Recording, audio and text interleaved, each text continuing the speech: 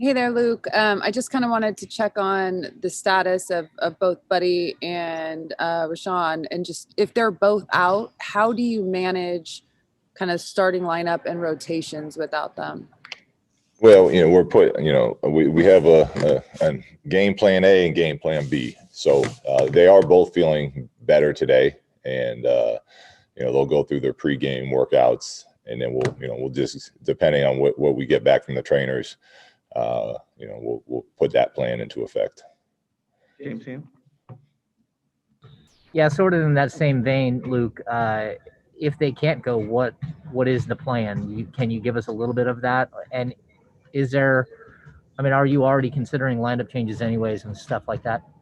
Well, we're looking at everything. I'm not going to give you the plan because there's a plan C too that's out there. So we are looking at everything.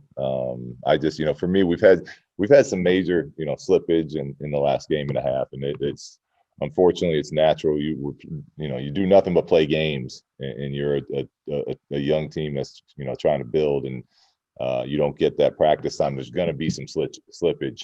We just can't accept that slippage. We have to be aware of it and then really fight to get back to the discipline of the things we were doing earlier in the season, and things we want to continue to make our identity. And our spacing has started to shrink up a little bit. Our commitment to getting back on defense has been really bad the last couple games. So there's some things like that those are the most pressing issues for us as a team right now. And when you have slippage, which is again a natural thing, and when you're playing as many games as we are right now, to me, the best is to get back to the basics and just really hammer home those things that are really important to us, like our spacing, like our rebounding, like our pace, our transition defense, those type of things. So that's what I really want to see from our guys tonight. Hey, maybe. Hello, Luke. Good to see you, sir. Sam? I'm wondering, and this is your team and across the league, beyond the health concerns of COVID, I watch you guys doing your thing every night, and you're trying to manage the mask on your face, and the players, when they get off the court, are figuring out, all right, where's my mask? And now I got to get it back on.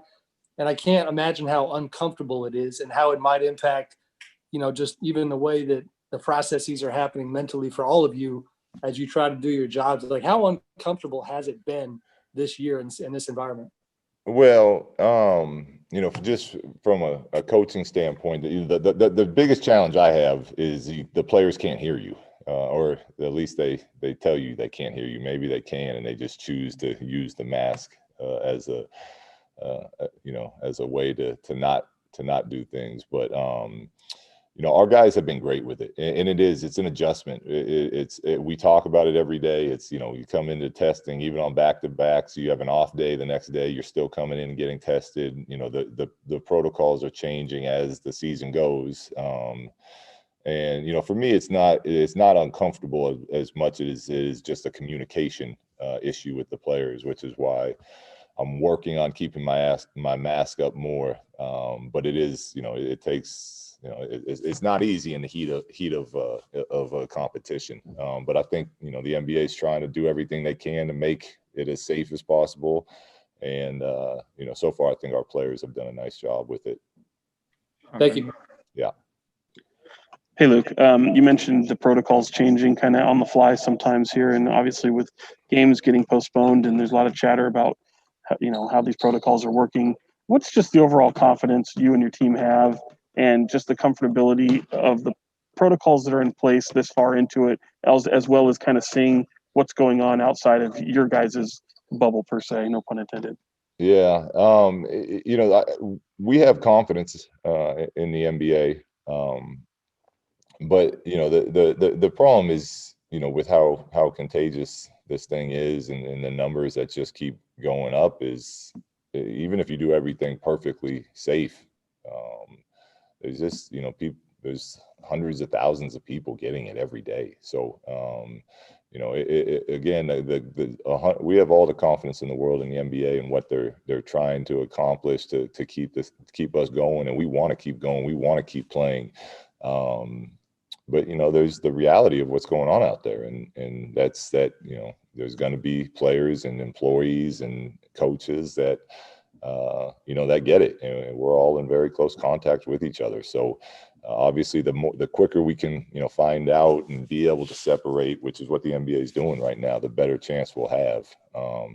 But there's always going to be risk out there. Marshall Harris.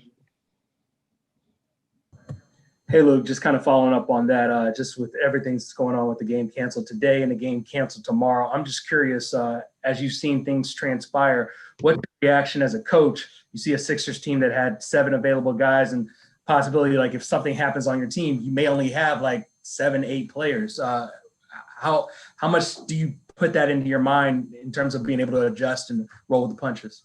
Yeah, I mean, it's like I've said it from the day one of training camp. This season's going to be more unique than any other season in the history of the league with all this stuff, from the no fans to the traveling to where different cities and hotels have different different guidelines, and we're going to need everyone, and we need everyone at some point on the court, but we need everyone more importantly off the court to be responsible and to realize that everything we do directly affects ourselves and the rest of our team and our group. But we got a very good player development group here, and they keep the guys who aren't playing ready to go, which they would do either way. But I think that you got to expect at some point you're going to get pretty deep down that roster, and guys have to be ready to step up and know the schemes and know the language and the play calls, and that's really all you can do is you plan for it, you hope for the best, plan for the worst. Mark Medina.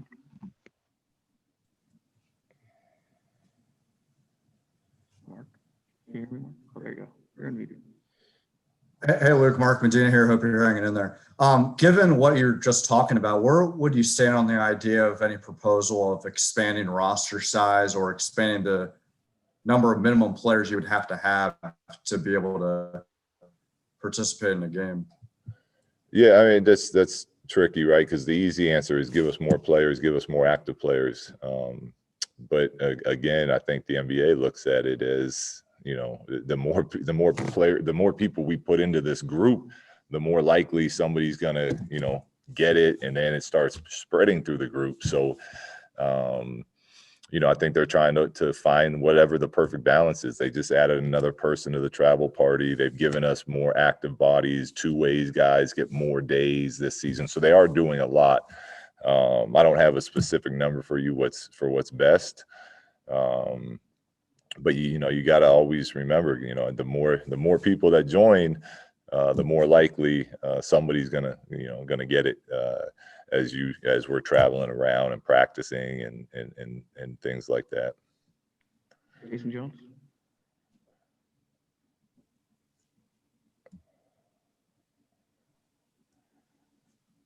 I can't hear you, Jason. You're unmuted, but can't hear you.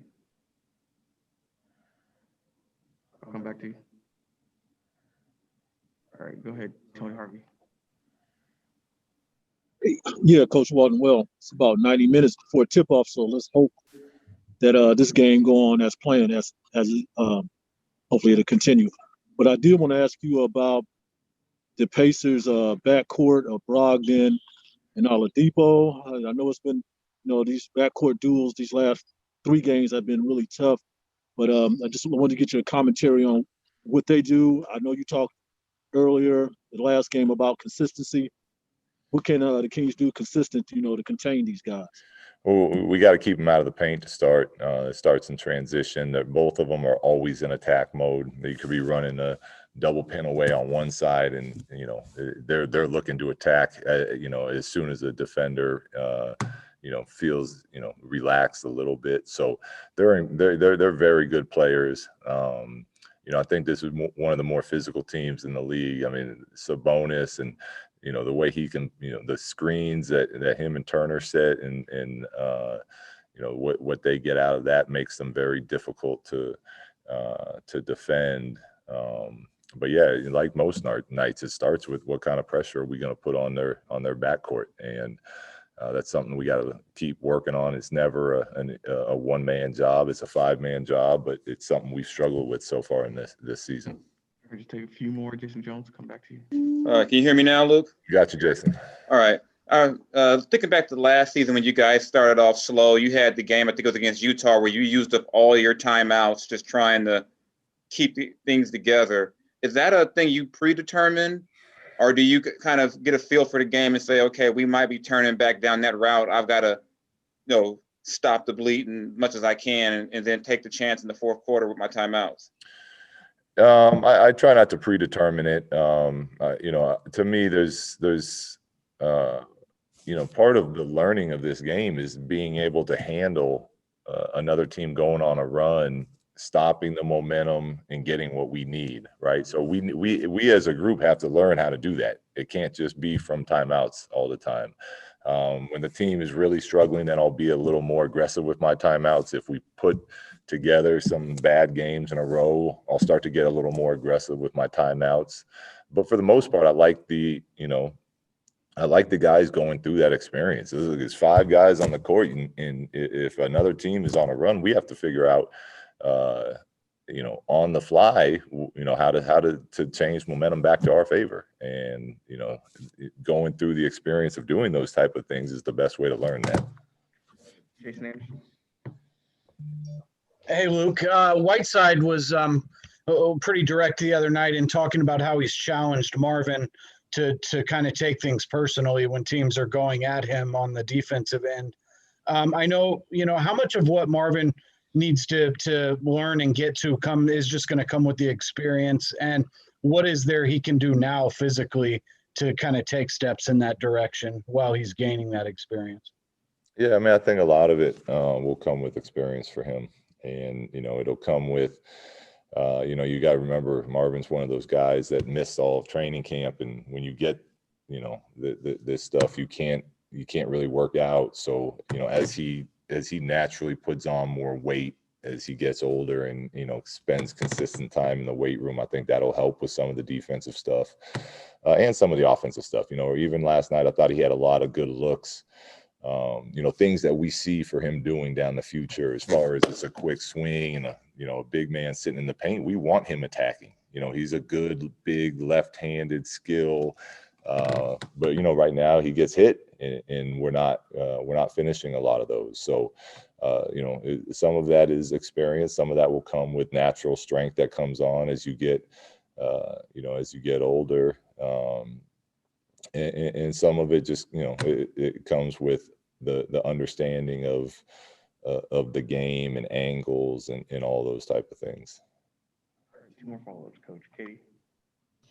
Yeah, Luke, your guys' offensive rebounding was something you kind of relied on quite a bit at the start. The last 2 games, it's kind of plummeted a little bit. And I know that was Rashawn being out this last game that affected it, but the game before you had just 3 as a team. What have you seen over the last couple of games kind of on the offensive glass? Yeah, it's been bad. It's one of our main points early in the season was we want to attack the offensive glass. We want to use that as a weapon. I thought it was good for us. Right now, again, I chalk it up to some slippage, but it's an effort thing. When you talk about being a good offensive rebounding team, it depends. When that shot goes up, are you hitting those gaps? Are you getting in there? Or are you just kind of watching the ball? And right now, we're watching the ball and not getting back on defense and not attacking the glass. So, for me, it's always fun as a player to be able to have the freedom to attack the glass. But since we're not doing that right now, we're going to pull that back a little bit as far as, the freedom for as many people to go in there that we had earlier in the season until we can at least start committing to getting back again on the other end. All right, last one, Sam again. Luke, just another kind of league-wide thing where I'm wondering what your opinion is. As a coach, you already only control so much, right? The players that are given to you, injuries, things of that nature. And the more that teams deal with COVID, the less representative the results are going to be of what that team, maybe could have been in a normal time. I'm just wondering what that's like for you as a coach and that coaching mentality of everybody's making the best of it because that's where we are. But, that's got to be a lot to wrap your head around. Yeah, that's a major thing. I think this last year and a half is it's different. It's just a different game. And it's important that, you know, as a group, we understand like all we can do is focus on what we can control. And to your point, Sam, there's a lot in this that we can't control. But we have to go out there and really work at, you know, this is why to me right now, more important than anything is continuing to create these behaviors and the culture part of what we want to do and how we want to play, understanding that a lot of these other, you know, outside, you know, things that we can't control are going to impact us. And, you know, what we do want to make sure is that while whatever happens, as a group, we keep moving forward in how we behave, how we work, how we, you know, how we play the game of basketball. And that's really, you know, for us right now, that's what's most important. Appreciate it. Thank you, everybody. Thanks, guys. Thanks, man.